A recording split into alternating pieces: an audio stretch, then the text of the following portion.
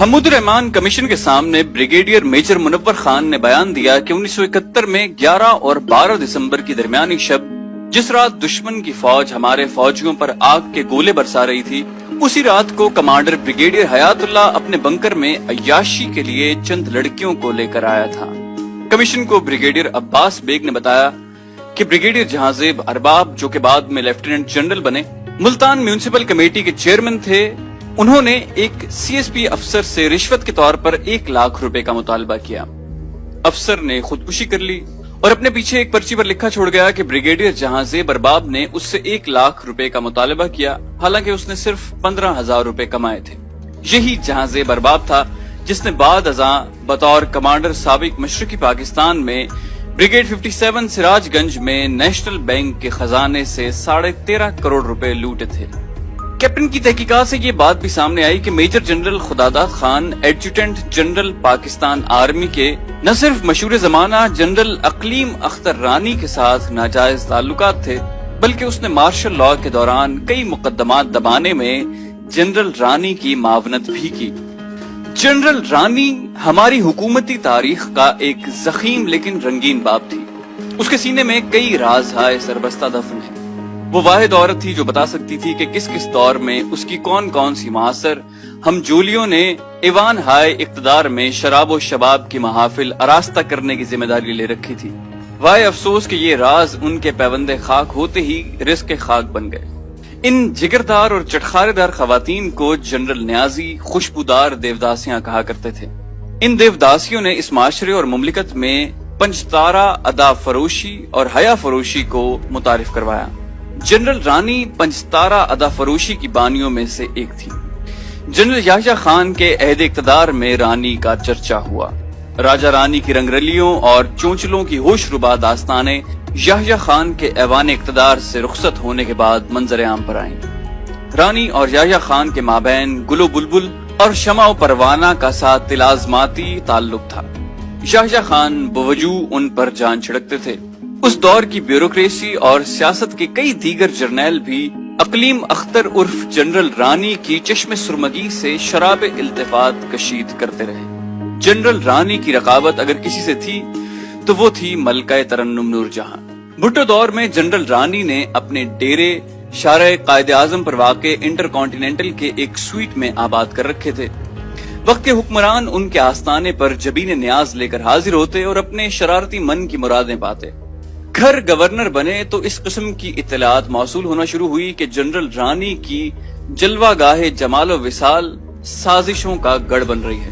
نیلے آسمان کی بوڑھی آنکھوں نے اس طاقتور عورت کی دہلیز پر جانے وقت کے کتنے اعلیٰ افسران کو ناسیہ فرسائی کرتے دیکھا۔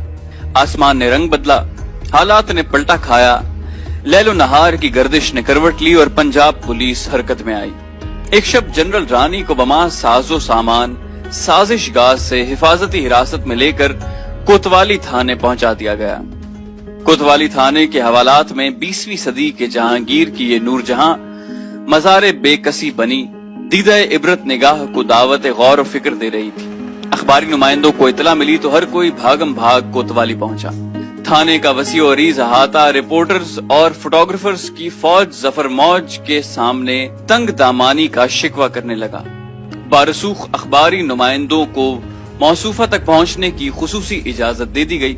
وہ تصویر بے بسی بنے سر جھکائے ہر سوال سنتی رہی، لیکن کسی بھی سوال کا معقول جواب دینا اس نے مناسب نہ جانا۔ صحافی چٹکی بھرتے، یحییٰ خان کے حوالے سے یادوں کو ساز دینے کی استدعا کرتے، لیکن جنرل رانی کا تو یہ حال تھا کہ کاٹو تو بدن میں لہو نہیں۔ بعد از خرابی بسیار اس کے ہونٹ پھڑپھڑائے اور اس نے کپکپاتے لہجے میں جواب دیا کہ بس نقشہ بگڑ گیا۔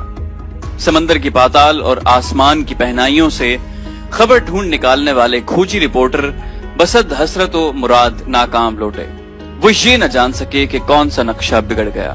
اس رات یہ کھوجی کوئی بڑی خبر حاصل کرنے میں ناکام رہے۔ گھر دور میں جنرل رانی مفرور اشتہاری ملزموں کی طرح جا بجا چھپتی پھرتی رہی۔ اگلے وقت کے مہربانوں کے دروازے در توبہ کی طرح بند ہو چکے تھے۔ نیا ایوان اقتدار ان کے لیے شجر ممنوع تھا۔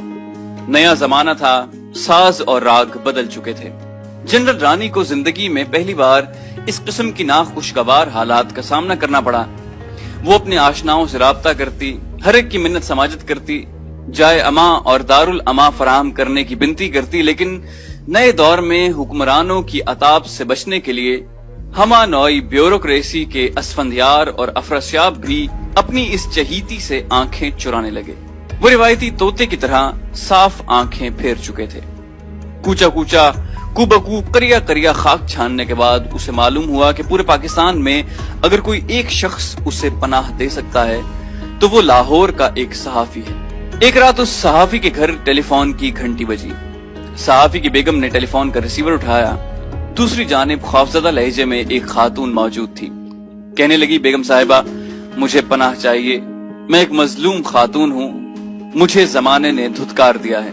कल तक मेरी चौखट बड़ी बड़ी नामवर पेशानियों की सजदगाह थी और आज मैं जिस भी दरवाजे पर जाती हूँ मुझे खोटे सिक्के की तरह लौटा दिया जाता है। नामवर सहाफी की बेगम ने कहा कि आप जानती हैं कि आपने किसके घर फोन किया है? रानी ने बताया कि मैंने आपके शौहर आगा शोरिश काश्मीरी की जिगरदारी और बहादुरी की दास्तानें सुन रखी हैं। मुझे मेरे मिलने वालों ने बताया कि वो मजलूमों का साथ देने में कभी हिचकिचाहट महसूस नहीं करते। बेगम साहिबा ने कहा, आगा साहब इस वक्त आराम कर रहे हैं। वो जब सो रहे हों तो हम में से किसी की भी जरूरत नहीं होती कि उन्हें जगा सके। वो जब लिखने में मसरूफ हों या आराम कर रहे हों तो किसी किस्म की मदाखलत और खलल बर्दाश्त नहीं करते। 1-2 घंटे गुजरने के बाद फोन की घंटी दोबारा बजी। दूसरी जानिब बोलने वाली खातून ने यह ऐलान किया कि मैं इंतहाई मजबूर हूँ और मेरे पास बजुस इसके कोई और चारा नहीं कि मैं बनफ्स नफीस आपके दौलत कदे पर हाजिर हो जाऊं। चंद घंटे गुजरने के बाद रात के पिछले पहर जनरल रानी आगा शोरिश काश्मीरी के घर के दरवाजे के बाहर मौजूद थी। आगा साहब को बअम्र मजबूरी नींद से जगाया गया। वो बाहर आए और पुरसिशे अहवाल की। जनरल रानी ने हुकूमती मजालिम की एक तूफानी दास्तान सुनाई और उसके बाद पनाह की तलबगार हुई। आगा साहब ने कहा कि मैं तुम्हें तादेर अपने यहाँ पनाह नहीं दे सकता। ये सुनना था कि जनरल रानी ने एक जखीम एल्बम आगा साहब को पेश किया और कहा कि इस एल्बम में पाकिस्तान के सिविल और मिलिट्री ब्यूरोक्रेट्स, सियासतदानों और सरमायादारों की जिंदगी के मख्फी गोशे तस्वीरी जबान में हकीकत हाल बयान कर रहे हैं। आगा साहब ने जनरल रानी को अपने यहाँ एक रात ठहरने की इजाजत दे दी। ये रात जनरल रानी ने आगा शोरिश काश्मीरी के घर के अकब में भैंस के लिए बने एक छप्पर के नीचे गुजारी। पंचतारा होटलों, सदारती महलों और विजारती ऐवानों की मखमली और गुदास बिस्तरों पर रातें बसर करने की आदी खातून के लिए ये रात यकीनन कयामत की रात थी। सुबह होते ही वो चल दी। आगा साहब ने उसके दिए हुए तोहफे को उसकी आंखों के सामने नजरे आतिश कर दिया। कहा कि इख्तिदार से महरूम होने वाले लोगों के ऐब उछालना बुज़दिलों का काम है। आज तुम ये तस्वीरें उठाए फिर रहे हो, कल तुम इन लोगों के निगार खानाए ऐश की रौनक होगी। आगा साहब ने जो कुछ कहा वो सच साबित हुआ। भुट्टो हुकूमत से जनरल रानी की खुफिया डील हो गई। जनरल रानी भी ज़ेरे जमीन चली गईं और उसके बारे में उछाली जाने वाली रंगीन दास्तानों पर भी पर्दा डाल दिया गया। एक गैर मामूली इंटरव्यू में जनरल रानी ने इंकशाफ किया कि एक रात आगा जानी मुझसे मिलने आए थे और किसी हद तक बेचैन थे। आते ही मुझसे पूछा कि तुम्हें फिल्म धी रानी का गाना चीची दा छल्ला आता है? मैंने मुस्कुराते हुए जवाब दिया कि मेरे पास गाने सुनने का वक्त कहाँ है। उसी वक्त उन्होंने मिलिट्री सेक्रेटरी को फोन किया और नगमे की कॉपी लाने का हुक्म सादिर किया। रात के 2 बजे का वक्त था, बाजार बंद थे। मिलिट्री सेक्रेटरी को 1 घंटे के अंदर अंदर एक ऑडियो एल्बम की दुकान खुलवा कर गाने की कॉपी हाजिर करना पड़ी, जिसके बाद आगा जानी खुशी खुशी नगमा सुन रहे थे। हर दौर किसी न किसी जनरल रानी और उसकी बटालियन की हुक्मरानी का दौर है।